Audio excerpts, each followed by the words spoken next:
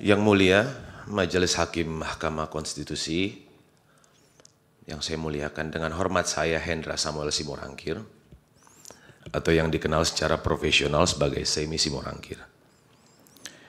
Dengan ini saya ingin menyampaikan pernyataan tertulis dalam kapasitas saya sebagai saksi dari para pemohon untuk memberikan keterangan mengenai praktik, permasalahan, serta ketimpangan hukum yang saya pernah alami sebagai penyanyi profesional dan pencipta lagu.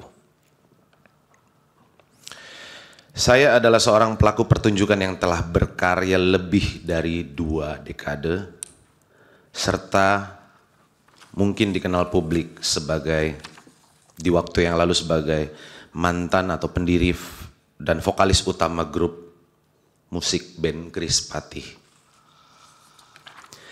Saya turut membesarkan nama grup tersebut dan menjadi bagian penting dalam perjalanan berbagai lagu yang sampai saat ini dikenal luas oleh masyarakat. Namun saya secara pribadi telah mengalami bentuk ketidakpastian hukum yang sangat meresahkan dan membuat tidak nyaman.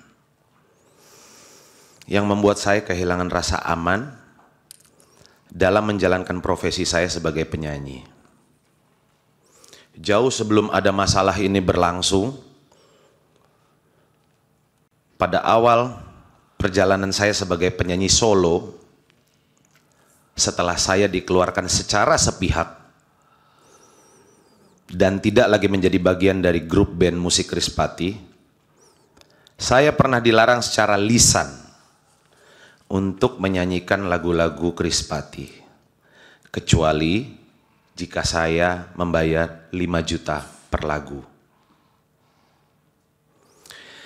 Larangan ini disampaikan oleh pihak band Kris Patih yang saya duga kuat dilakukan atas permintaan Saudara Badai sebagai pencipta utama lagu-lagu tersebut.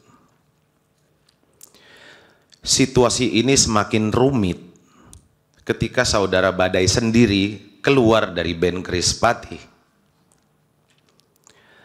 Setelah tidak lagi menjadi bagian dari grup, Saudara Badai justru melayangkan somasi kepada band Kris Patih.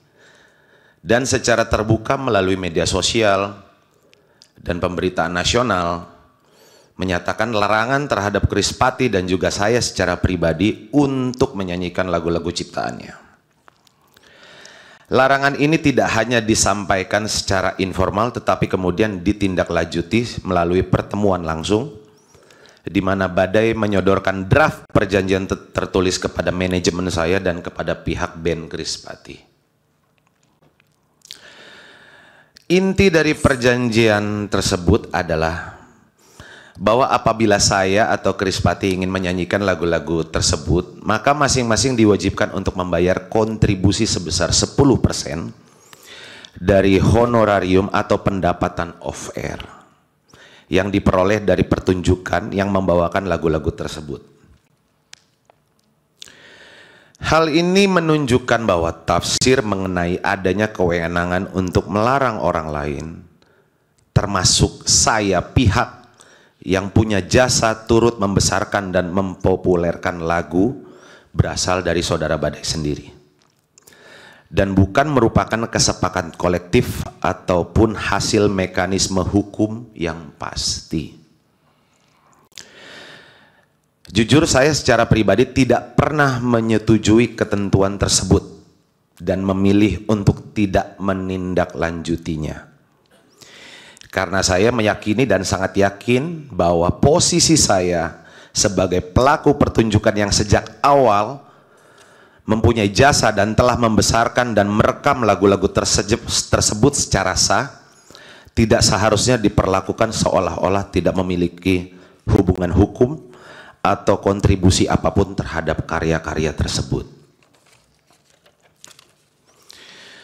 Padahal, yang mulia, Majelis Hakim yang terhormat, suara saya adalah versi yang masih digunakan dan diperdengarkan di berbagai platform, radio, mall, swalayan,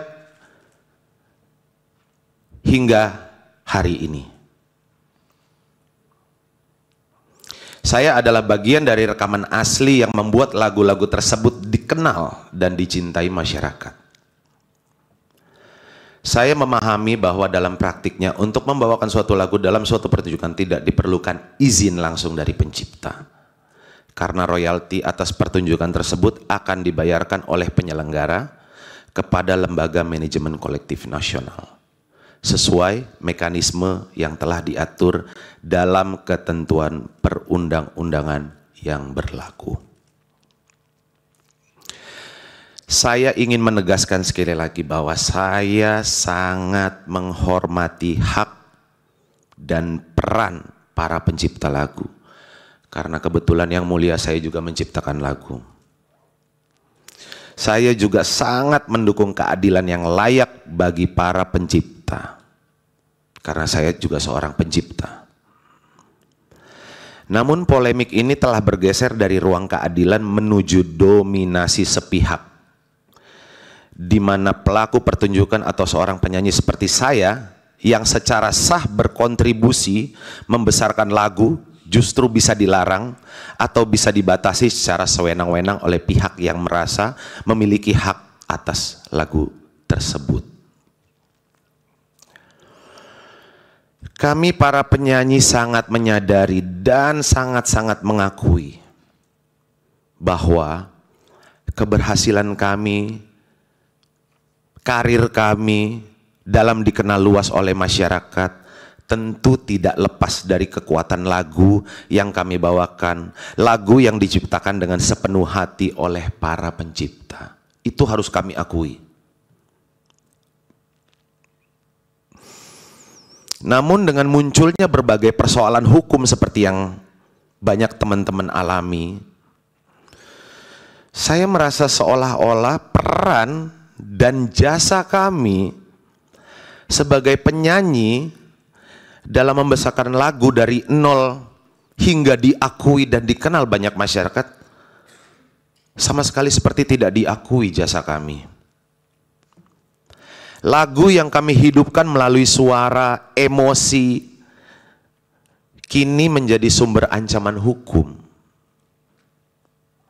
Seolah-olah kontribusi kami tidak pernah ada.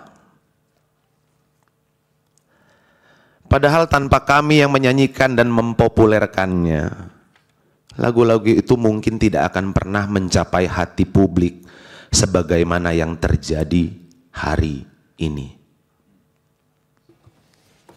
Jangan berpendapat, ya itu kan kesimpulan saudara. Kalau saksi hanya yang dialami saja. Bisa saya teruskan yang mulia? Bisa, tapi waktunya tinggal 2 menit.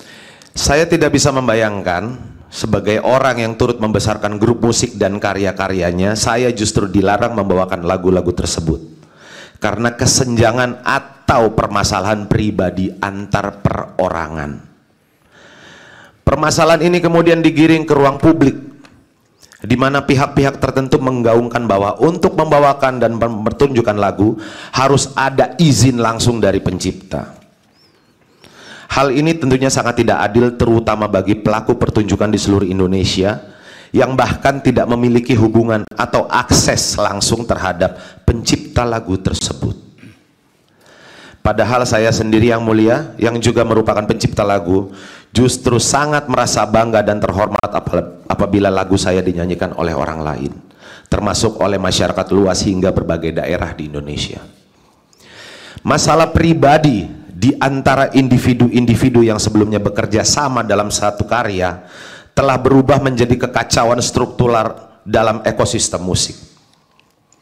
Dan hal ini menimbulkan resiko yang lebih besar bahwa para pelaku pertunjukan lain seperti gitaris, pianis, saksofonis, drummer, bahkan backing vokal yang merasa memiliki kontribusi terhadap karya tertentu nantinya dapat berakibat melarang satu sama lain dan menuntut hak secara sepihak. Jika hal ini dibiarkan, ekosistem pertunjukan akan berubah menjadi arena saling membatasi, alih-alih kolaborasi. Saya mengalami langsung bagaimana sebuah tafsir sepihak dari mantan rekan kerja dapat berubah menjadi pembatasan dan ancaman terhadap kebebasan saya sebagai penyanyi. Ini adalah bentuk nyata dari hilangnya jaminan rasa aman untuk melaksanakan profesi secara sah dan merupakan bentuk kerugian konstitusional yang nyata sebagaimana dijamin dalam Undang-Undang Dasar Negara Republik Indonesia tahun 1945. Khususnya hak atas kepastian hukum yang adil serta hak untuk merasa aman dalam menjalani kehidupan sebagai warga negara dan profesional. Hakikatnya, sekali lagi saya ulang yang mulia, hakikatnya hampir semua lagu membutuhkan kerja kolektif, kerjasama dari berbagai pihak. Musisi, penata musik, produser, backing vokal, penata suara, kru, untuk bisa selesai diproduksi dan dikenal publik.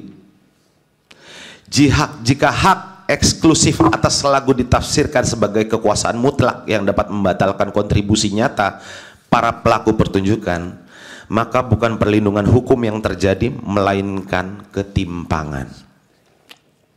Saya berharap Mahkamah Konstitusi berkenan memberikan penafsiran konstitusional yang menjamin kami para penyanyi pelaku pertunjukan dalam kepastian hukum dan perlindungan yang adil, serta menyeimbangkan antara hak pencipta dan hak-hak pelaku yang lain yang telah berjasa dalam menghidupkan karya tersebut. Demikian pernyataan ini saya buat dengan sebenar-benarnya untuk digunakan sebagaimana mestinya dalam persidangan di Mahkamah Konstitusi Republik Indonesia. Hormat saya Hendra Samuel Simorangkir atau Semi Simorangkir. Terima kasih yang mulia.